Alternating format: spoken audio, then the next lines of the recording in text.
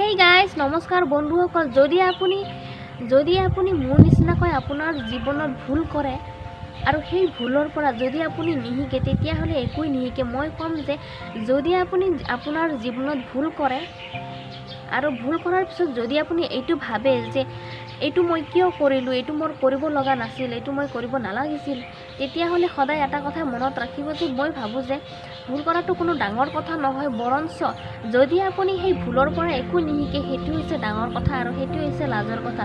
গতিকে মানুহে যিমান বেছি ভুল কৰিব সিমান বেছি শিকিব আৰু সিমান বেছি আপোনাৰ অভিজ্ঞতা হ'ব। আপুনি দুখ নকৰিব যে বা এইটো অনুতপ্ত নহ'ব যে জীৱনত এইটো কি ভুল কৰিলোঁ। ভুল কৰিলেহে আপুনি শিকিব পাৰিব আৰু আগলৈকে আগুৱাই যাব পাৰিব। ভুল নকৰিলেতো একো শিকিবই নোৱাৰে আপুনি। গতিকে ভুল কৰাটো এটা ভাল অভ্যাস বুলি মই ভাবোঁ।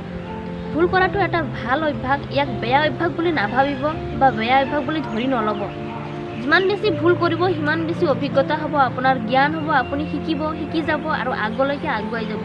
গতিকে বন্ধুসকল, আজিলৈকে ইমানেই আছিল। আকৌ লগ পাম আপোনালোক সকলোকে। তেতিয়ালৈকে সুস্থ থাকক, ভালে থাকক আৰু সদায় হাঁহি থাকক। ধন্যবাদ।